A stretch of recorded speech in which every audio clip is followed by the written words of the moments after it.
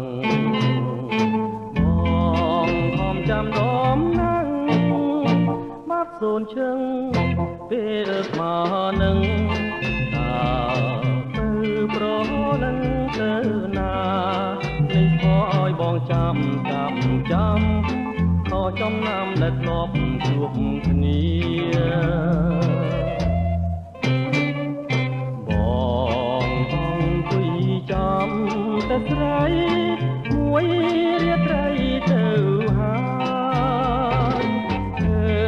ញគេគៀកកាយសងសាបានថាអូនបណ្ដាគេមិនមែនទេច្រឡំទេស្មានតែរូបស្រីហមញ៉ាំបារីបំភ្លេងតែបំភ្លេងមិនបានចាំមួយយប់ទៅហើយអូនណាយ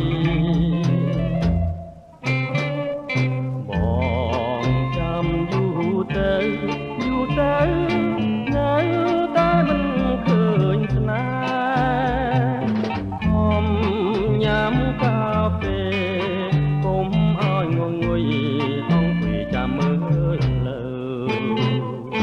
ចាំយូរទៅ